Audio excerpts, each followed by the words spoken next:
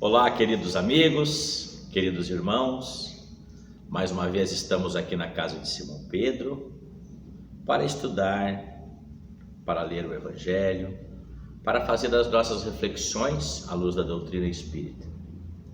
E hoje estudamos e preparamos um material para compartilhar, para fazermos as nossas reflexões juntos, sobre o capítulo 19, A Fé Transporta Montanhas.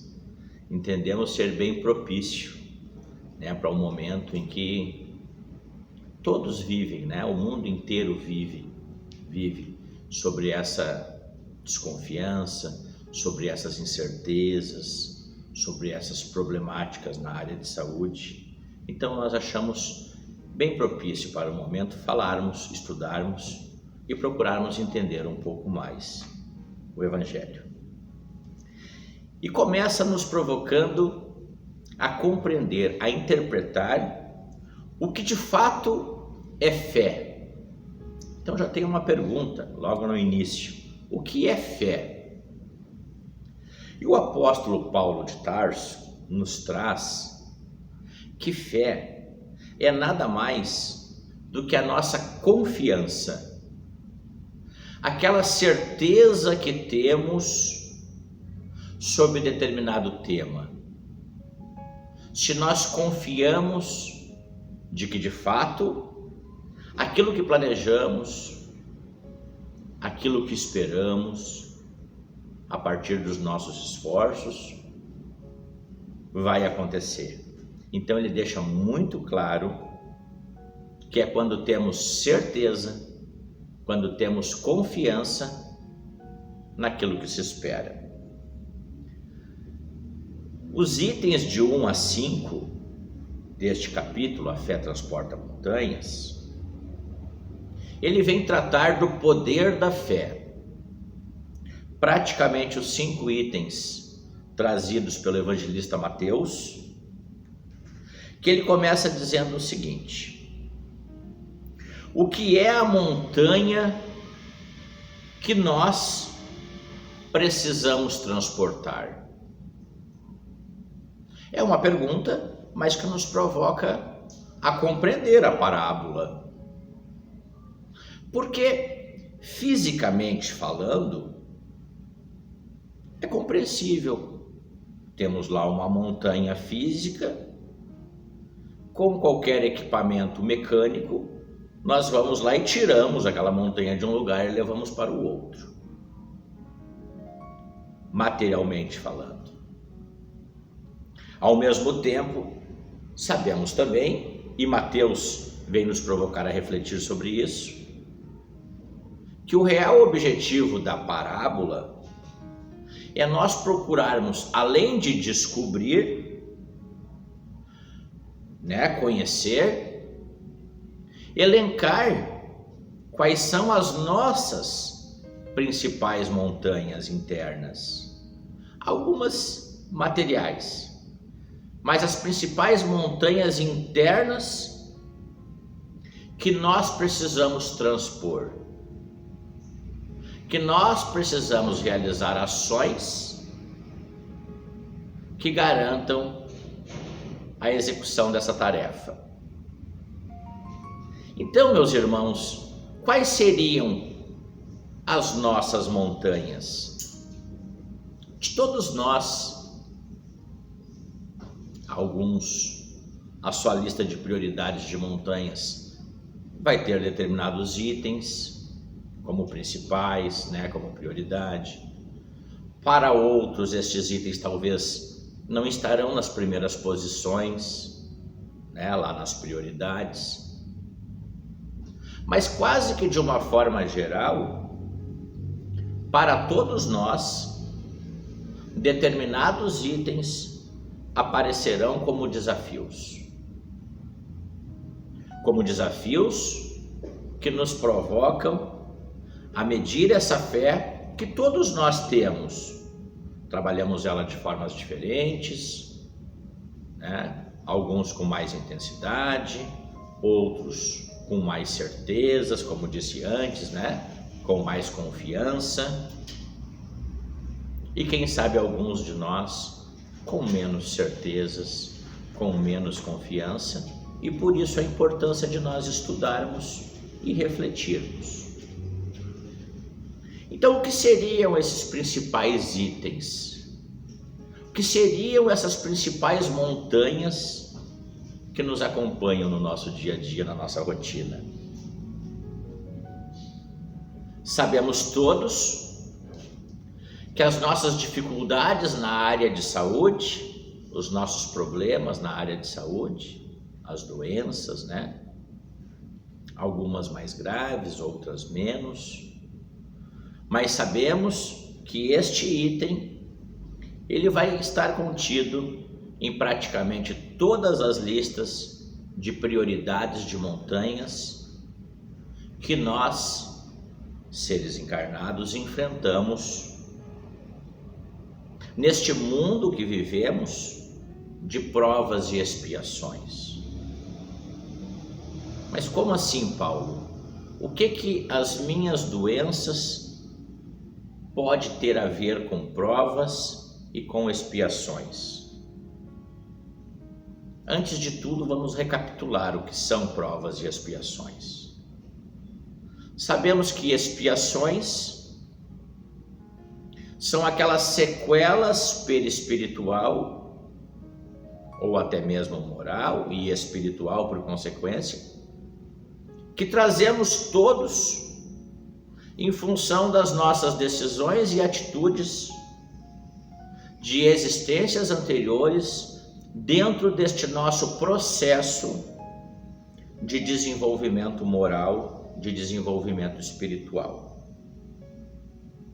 Então, as expiações são aquelas dificuldades que nós enfrentamos, e só lembrando aquilo que praticamente em todos os encontros nós mencionamos, que a maioria delas, se não todas, escolhidas por nós mesmos. Porque é esse banco de dados de dificuldades que nós estamos enfrentando, que nós estamos utilizando nesta existência, que vai fazer com que a gente evolua, com que nós vá diminuindo, né, aquela lista de coisas que a gente precisa melhorar em nós. Então, as expiações são aquelas questões que quase que como compulsórias, mas escolhidas por nós precisamos enfrentar a título de resolvermos essas questões. As provas têm uma pequena diferença. São aquelas questões, aquelas dificuldades que nós enfrentamos, que nós passamos, mas que estas não estão ligadas a questões de existências anteriores. São questões desta existência. São questões que, através da nossa força de vontade, da nossa determinação em ser melhor, em evoluir, em progredir, nós escolhemos para enfrentar. E enfrentando e vencendo, nós conseguimos concluir que mais algumas etapas de necessidade de evolução em nós conseguimos ultrapassar. Então, expiações, questões de vidas anteriores que nós precisamos melhorar. Provas, questões da vida atual que nós pedimos para enfrentar a título de evoluirmos.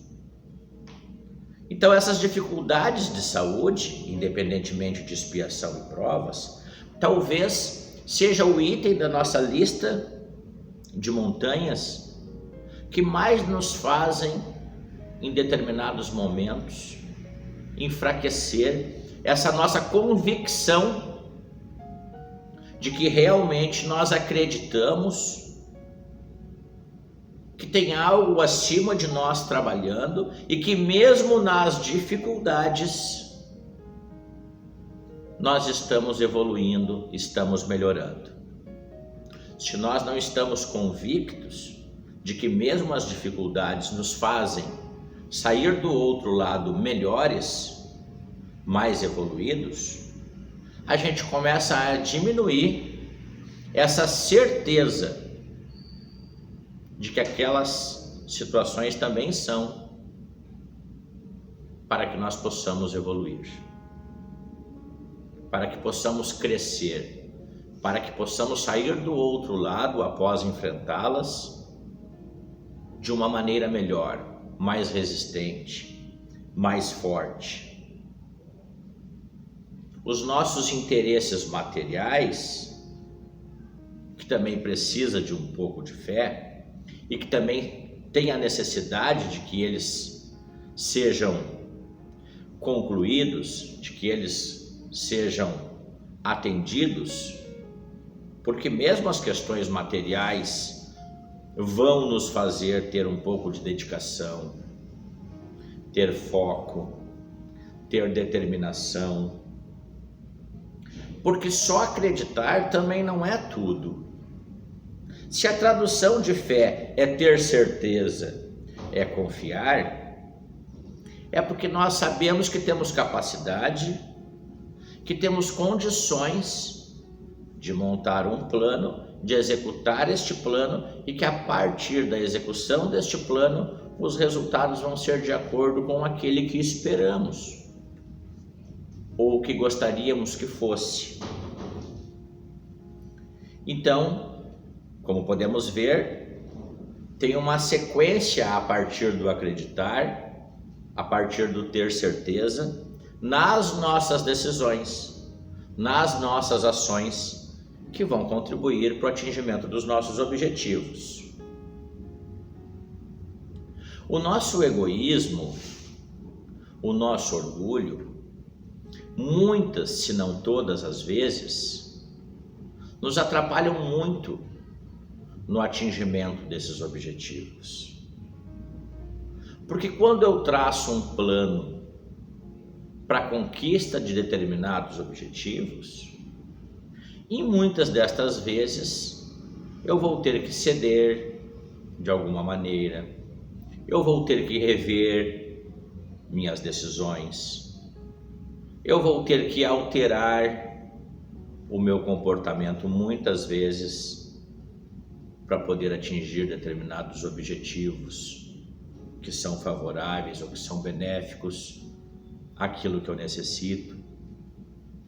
E essa mudança de comportamento, essa necessidade de mexer na minha zona de conforto, mexe junto com o meu orgulho, mexe junto com o meu egoísmo, mexe junto com o meu fanatismo e muitas vezes me atrapalha na tomada de decisões, me impede nessa transformação, não me permite alterar meu comportamento e, por óbvio, não conseguimos atingir aqueles resultados, esperados. E que, por consequência, nos faz perder um pouco a nossa fé. Mas não que não fosse possível o atingimento daquele objetivo. Nós não empregamos a determinação e a alteração de comportamento e de decisões necessárias para o atingimento daquele objetivo. Mas em momento algum nós perdemos o amparo. Em momento algum os bons espíritos deixaram de estar ao nosso lado nos intuindo. Mas o nosso livre-arbítrio permite que as nossas decisões sejam de acordo como nós queremos que elas sejam. E aí está as principais armadilhas de não transportarmos as montanhas. Dentro de nós próprios, nós acabamos por vezes criando subterfúgios para dizer que são coisas externas, para justificar, para arrumar desculpas, para justificar que aquilo não deu certo por conta disso. por conta daquilo. Mas na verdade não tem nada a ver. As coisas, na maioria das vezes, não dão certo, porque quando eu preciso renunciar de algo para escolher outro, eu não admito. Quando eu preciso deixar de fazer alguma coisa para atingir determinado objetivo, me tira da zona de conforto e isso me incomoda. E quando me incomoda, eu crio aquela barreira de defesa para que não precise eu me transformar, eu alterar. Porém, se eu não me transformar, se eu não alterar meu comportamento, meu jeito de ser, dificilmente eu vou ter uma mudança nos resultados. Quando eu não mudo nada no meu comportamento, nas minhas decisões, eu vou ter os resultados que eu já tinha antes.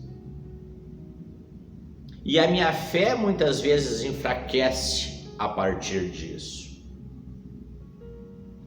Mas nada disso tem a ver com um amparo superior. Deus não tem culpa de eu não ter percorrido o caminho mínimo necessário para que eu fizesse as alterações que eram necessárias para mim atingir aqueles objetivos. Os espíritos de luz que vêm com todos nós, sem exceção, trabalhar no plano material, trabalhar conosco nesta encarnação, eles estão tempo integral do nosso lado. Eu não posso destinar a eles o não atingimento dos meus objetivos, uma vez que eu não concordo em me modificar.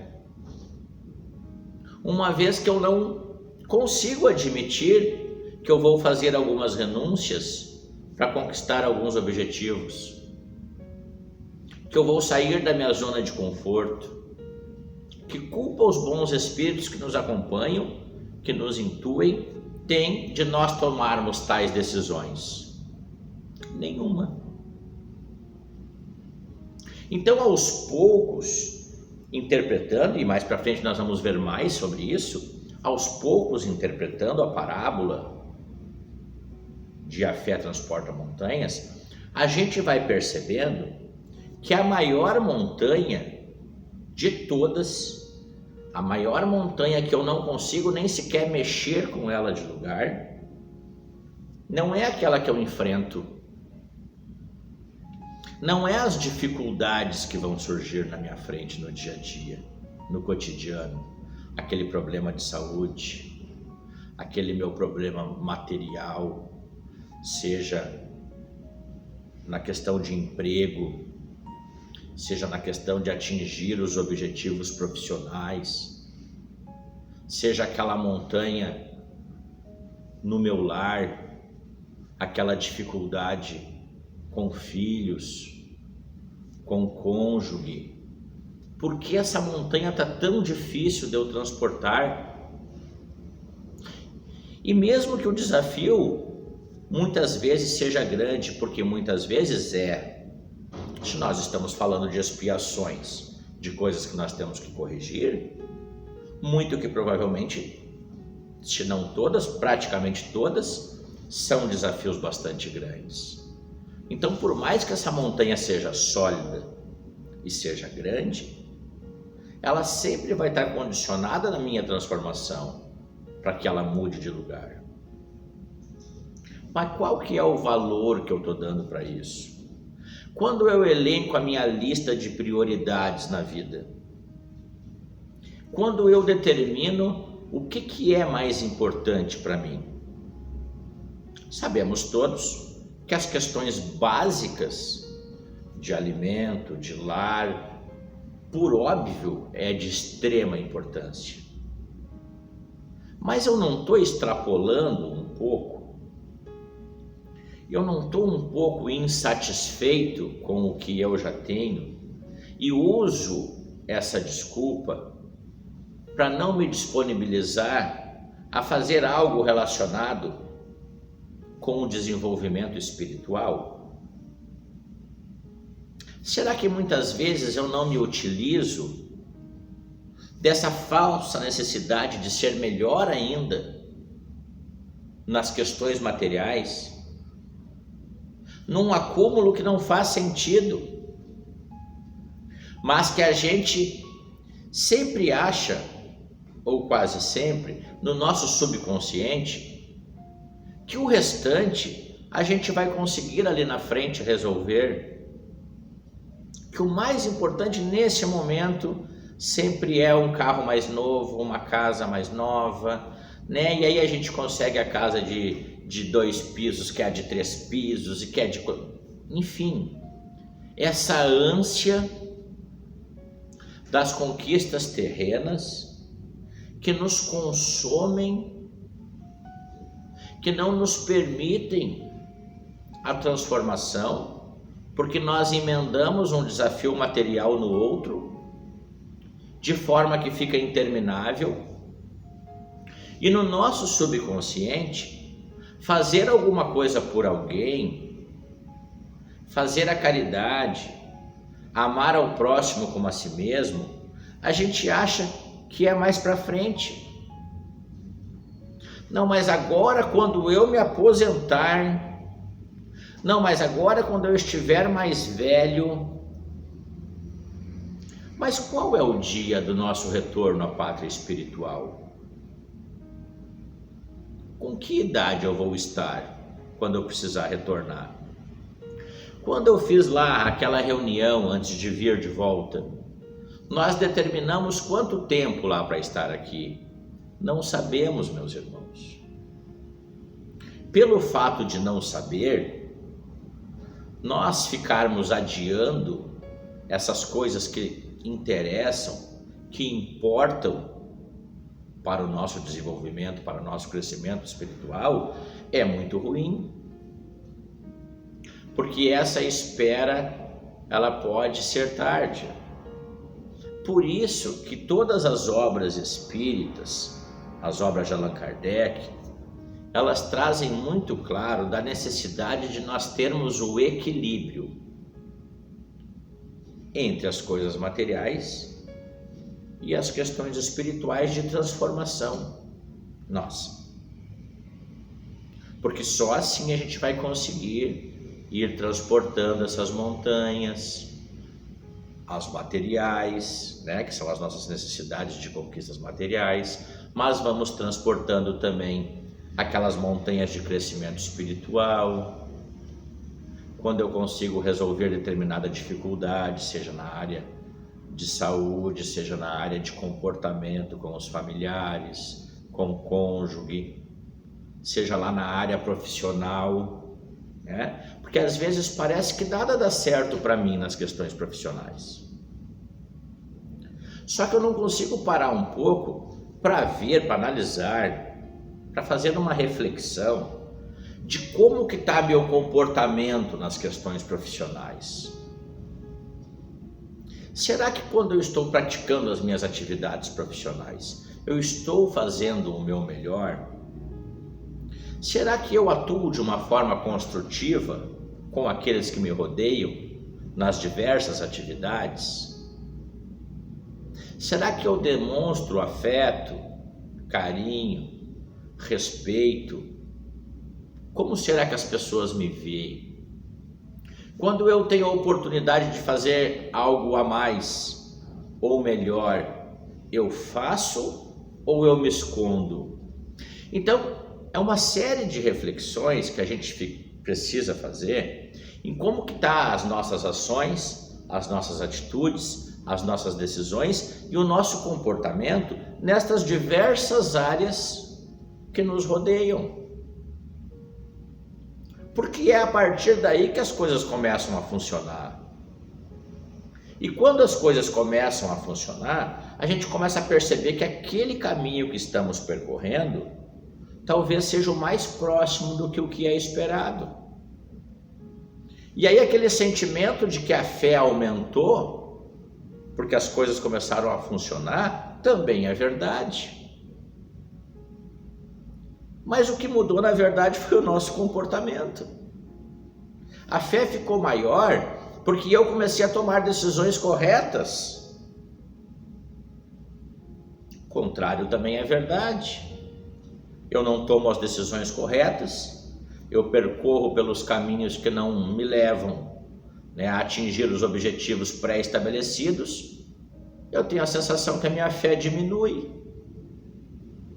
Mas na verdade o que está errado é a minha metodologia de transportar a montanha. E quem não tem montanhas para transportar? Não estaríamos vivendo num planeta de provas e expiações se todos nós não as tivesse. Temos e não são poucas. Quando nós conseguimos adaptar a fé, a crença, como disse antes, a certeza, a confiança, quando nós conseguimos adaptar isso, somar isso à razão, nós conseguimos pelo menos começar a cumprir os valores morais. Nós conseguimos adaptar a nossa rotina dentro da lei do amor. Quando eu pego aquele meu planejamento de transportar a montanha e anexo a ela razão, lei de Deus, generosidade, caridade, eu começo a cumprir os valores morais. E quando eu começo a cumprir os valores morais, por óbvio, os retornos que eu começo a ter são retornos mais favoráveis. Ao contrário, a mesma coisa. Eu costumo dizer que a nossa existência, que a nossa vida é quase como uma conta corrente no banco. Como que é a conta corrente? Você vai usando ali seu cartão, vai gastando seu dinheiro, vai abatendo do valor que você tem em conta. Quando você deposita ou recebe seu salário, também vai acrescentando valores. A nossa vida é isso. Nós vamos fazendo coisas ligadas à lei do amor, ligadas às leis morais, está acreditando na nossa bagagem espiritual estes valores morais que vai alimentando a nossa conta. Cada vez que eu desfoco das leis morais, da lei do amor, da caridade, é como se eu estivesse utilizando aqueles valores da minha conta. Vai debitando. No final da nossa existência aqui, vai ter um resultado. A nossa conta vai mostrar lá um saldo. E por mais que muitas vezes a gente venha para cá já com um saldo negativo, porque se tem as expiações, muitos de nós viemos para cá já com essa conta, provavelmente com saldo negativo, e a gente precisa correr para resolver isso. Mas nós não podemos esquecer que tudo que a gente faz ligado à lei do amor, ligado ao bem do nosso próximo, está lá alimentando na nossa conta. Valores importantes, positivos, valores morais e espirituais, gente? É disso que nós estamos falando. Mas vai alimentando a nossa conta e isso vai ter um cálculo no final. Por isso a importância da mudança de comportamento. Porque nunca é tarde. Não adianta nós fazermos na nossa rotina de desenvolvimento espiritual planos grandiosos. Não, mas quando eu tiver 60 anos, não resolve dessa maneira. Porque a nossa transformação, a nossa mudança, estão nos pequenos detalhes que nós alteramos no nosso comportamento. Não são nos planos elaborados gigantes. Nós mudamos aos poucos, assim como na escola. Ninguém conclui a primeira série primário e vai para a 8ª. Nós concluímos a primeira série, vamos para a segunda, nos esforçamos, vamos para a terceira e assim sucessivamente até chegar na oitava. Então não adianta nós fazermos planos gigantes. O nosso processo de mudança está nas pequenas coisas. São nos detalhes da rotina, do meu comportamento moral, é que as coisas vão mudando. E é aos poucos mesmo. O que não pode é estar parado, estar estacionado.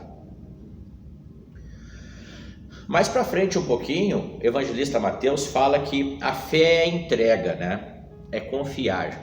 Ele dá um exemplo importante. Maria, por exemplo, quando recebeu, né, do anjo encarregado a informação de que ela receberia no seu ventre um espírito de alta envergadura, que vinha junto a nós no plano material com um propósito de, através dos seus exemplos, através das suas demonstrações de amor, mexer conosco através dos tempos. Maria não tinha todas as informações, mas ela acreditou de que a meta realmente era bastante necessária, de que aquilo que iria acontecer acabaria tornando nós seres melhores. E ela confiou. Isso é uma ótima demonstração de fé. Logo a seguir, ele pede para fazer uma reflexão em relação aos benefícios que a fé nos dá, que é a de transpor obstáculos, que nós falamos anteriormente.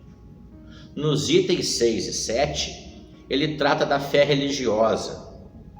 Essa fé que a gente ouve um pouco mais em relação às religiões, em relação à diversidade, né, que se tem de crenças. O Evangelho trata um pouco sobre isso também. Ele procura separar lá, como que se fosse num gráfico, o que é a fé cega e o que é a fé raciocinada. Então ele demonstra um pouco que a fé cega são aquelas coisas ligadas a dogmas, aquelas coisas ligadas a questões que foram transformadas aqui por nós homens. Então nós não vamos entrar no mérito de falar sobre religiões, até porque quem me conhece há mais tempo sabe que eu tenho todas as religiões como maravilhosas, porque a essência das pessoas acreditarem e terem fé naquilo que acontece dentro daquela casa religiosa é o que mais importa no final do dia. Se as decisões nossas, homens, acabam deixando determinada religião com alguma dificuldade, né, ou com algum estigma de que ela não é boa, isso não vem ao caso, porque para mim todas são boas. Mas aqui o Evangelho convida para fazer uma reflexão para diferenciar o que é a fé cega, que é aquela que acredita exclusivamente no que ouve, no que se diz, e a fé raciocinada, que é aquela que está inteiramente ligada à lei do amor e que nós podemos a qualquer momento que quisermos questionar. Então é muito importante que nós tenhamos a fé raciocinada, porque é através dessa necessidade que nós, seres ainda muito errantes, temos em comprovar algumas coisas, é que nós vamos também, simultaneamente, nos provocando a estudar algumas coisas para comprovar. E esse estudo, essa curiosidade na descoberta, nos faz crescer diretamente. Depois fala um pouquinho sobre, no item 7, sobre os milagres, né, que é bastante presente. Muitas pessoas acreditam que acontece um milagre. Eu tenho uma tese um pouquinho diferente. Eu acho que o milagre eu faço através das decisões. Aquilo que parece inatingível, que parece que nós não vamos conseguir alcançar, se nós mudarmos determinadas ações, determinadas atitudes nós conseguimos atingir. O problema é que eu não estou disposto. Inclusive a questão que eu vou repetir, já falei semana passada, mas é extremamente importante, porque é quase que um embasamento para os capítulos, que é a 792 do Livro dos Espíritos, quando Allan Kardec pergunta aos benfeitores, por que nós não realizamos imediatamente, através desses estudos, através de todo o bem que nós podemos realizar? E a resposta dos Espíritos é simples, porque nós não estamos prontos e também não estamos dispostos a mudar, justamente pelo fato de que nós precisamos desprender de nós hábitos, nós precisamos alterar hábitos, alterar comportamento para que consiga atingir objetivos. Mas com os gozos terrestres, com as vicissitudes, é muito difícil para nós tomar a decisão de deixar de fazer alguma coisa. É como diz mais ou menos lá o Mário Sérgio Cortella, né? Um psicólogo, um grande pensador, que eu gosto bastante de assisti-lo, porque ele tem um conteúdo muito ligado às questões morais. Ele tem sempre aquela frase, né? Que ele diz que se todos nós conseguíssemos utilizá-la antes de uma tomada de decisão, talvez a gente erraria menos, que é: eu posso, eu quero e eu devo, né? Se a gente conseguisse sempre, antes de tomar uma decisão, se a gente conseguisse analisar, faz essas 3 perguntinhas: eu posso, eu até posso. Eu quero, eu quero muito. Mas eu devo. Que resultado eu vou ter se eu fizer determinada ação? É favorável? É comprometedor? Então, se eu conseguir fazer essas perguntinhas, talvez eu consiga atingir alguns objetivos com resultados bem melhores, né? E também tem aquela questão de: se Jesus estivesse sentado aqui do meu lado, que está, mas se eu conseguisse vê-lo nas minhas situações que requerem de mim tomadas de decisões, com Jesus sentado ao meu lado, eu faria da forma com que eu fiz? Ou eu mudaria alguma coisa para ter um resultado melhor? Eu mudaria. Então imagine sempre Jesus sentado ao seu lado, porque daí aos poucos mudando, né, tomando decisões mais favoráveis às suas necessidades, mesmo que devagar, mesmo que aos poucos. Eu uso muito o exemplo do lixo, né? Se nós pegarmos o comportamento de nós seres humanos relacionados ao lixo, a gente vai ver como nós estamos divididos em muitas classes, né? Classes no sentido de dividir mesmo a sociedade, porque a gente observa ainda pessoas descarregando o seu lixo em locais públicos, a gente percebe ainda pessoas jogando lixo pela janela, mas já tem também pessoas que já separam o seu lixo em casa, como reciclável, como orgânico. A gente já observa pessoas que procuram comprar por produtos com embalagens menores para gerar menos lixo. E já observa pessoas que já comem apenas produtos naturais para que não gere lixo. Então, estamos falando só de lixo, uma coisa básica nossa, da sociedade, né? Mas que nós, seres, temos comportamentos completamente diferentes. Imagine se não seria assim para a diversidade de montanhas que nós precisamos carregar. Vai ser dessa maneira também. Lembro de uma ocasião em que Chico Xavier estava num voo, né, no avião, e ele, até é engraçado, porque o avião pegou uma turbulência bastante grande e ele se comportou de uma maneira completamente histérica, né? Gritando, inclusive. E nesse momento o espírito Emmanuel, que é aquele espírito que trabalhou com Chico Xavier durante sua existência aqui, nas psicografias, nos seus trabalhos mediúnicos, chamou a atenção dele. Chico, mas o que é isso? Que comportamento ridículo! você está fazendo, né? Gritando. Então foi até engraçado, porque Chico disse assim, mas eu tô com medo de morrer. Mas Chico, que morrer? Você é espírita, você sabe que o que morre é o corpo, mesmo que o avião caia, você vai continuar vivo. Eu sei, mas eu tô com medo igual. Então é uma provocação que o Evangelho faz para que a gente perceba. Então imagina se Chico Xavier, né, este ser que tem mais de 400 livros, se não me falha a memória, que veio entre nós com uma missão incrível de também, pelo exemplo, nos provocar a mudar o comportamento. Se ele perdeu em algum momento a fé e tem medo, o que sobra para nós, né, meus amigos?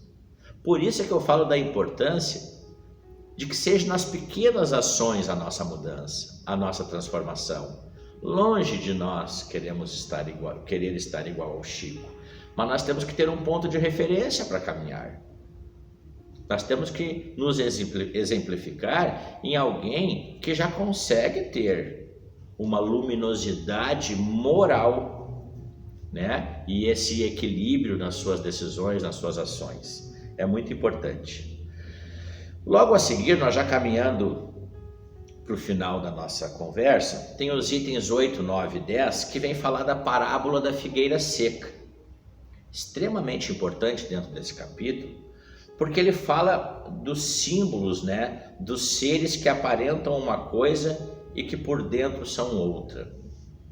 Então a árvore ela pode estar ali montada, né, até com folhas, grande, mas que ela já não gera mais bons frutos, porque ela não tem mais na sua essência os conteúdos necessários para que aconteça esse fenômeno.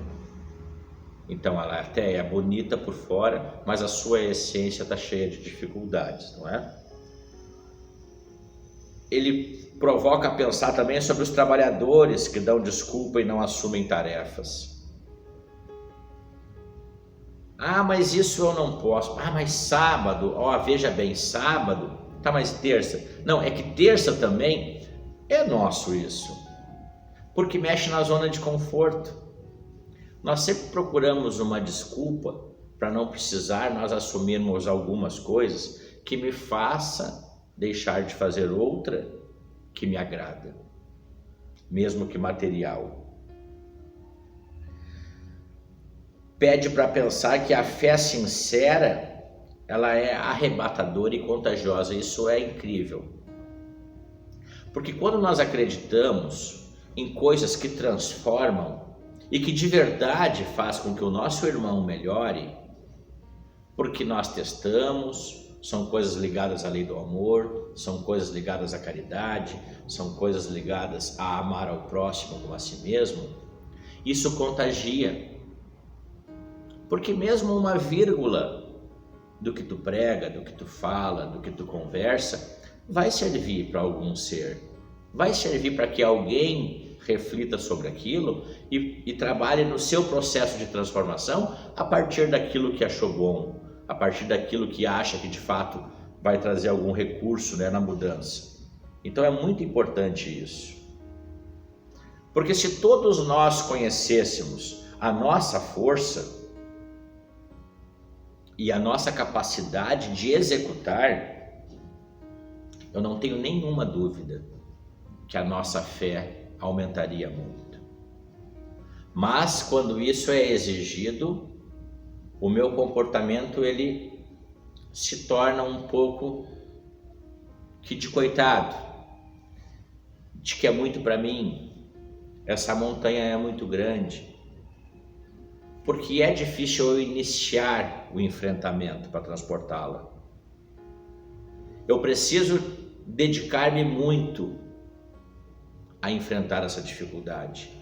Então para mim fica um pouco mais simples eu dizer que é demasiada essa meta, essa necessidade. Então, meus irmãos, fica a reflexão da figueira seca, para que a gente consiga pensar um pouco mais em que tipo de figueira eu quero ser. As pessoas que têm contato comigo, as pessoas com as quais eu me relaciono, a importância que eu tenho também como incentivador para que as pessoas que me cercam também transportem suas montanhas. Eu estou aproveitando disso. Tem uma breve história que eu vou me permitir contar do menino, né, que via o avião, menino trabalhando com o seu pai em determinada atividade no interior, atividade agrícola, viu passar no céu, né, aquele avião pequenininho, longe. E o menino pergunta: pai, como o avião é pequeno? E o pai dele disse: não, o avião não é pequeno, é que está muito alto. Tentou, né? Mostrar para o menino que existe uma diferença grande, né? Mas ele, muito pequeno, não conseguiu entender. Em determinado momento, o menino perguntou, em um outro dia, qual que era o tamanho de Deus? E o pai disse que Deus era do tamanho do avião. O menino lembrou do dia que o avião passou no céu, porque era muito pequeno. Então o pai decidiu levar o menino até o aeroporto para ver o avião de muito próximo. E o menino, impressionado com o tamanho da aeronave, disse: nossa, pai, agora sim, Deus é grande. E aí o pai precisou explicar para ele que Deus é do tamanho de como nós o procuramos ver. Se Deus para nós, se os bons espíritos para nós, Ele é como um avião longe, que a gente tem dificuldade de se aproximar, de perceber, né? De olhar, de materializar Ele, porque está muito longe. É assim que Ele vai estar, mais distante da gente, menos conectado, pequeno. Mas se nós olharmos Deus e os bons espíritos como se olha o avião lá do aeroporto, próximo, nós já vamos ter uma outra ideia. Então, meus irmãos, agradecemos muito pela companhia, que possamos todos nós enfrentarmos as nossas montanhas, que possamos todos nós nos dedicarmos muito a tudo que é preciso fazer no nosso processo de desenvolvimento e que possamos todos nós ver Deus como o grande apoio para executarmos tudo isso. Muito obrigado e um ótimo final de semana a todos. Fiquem com Deus.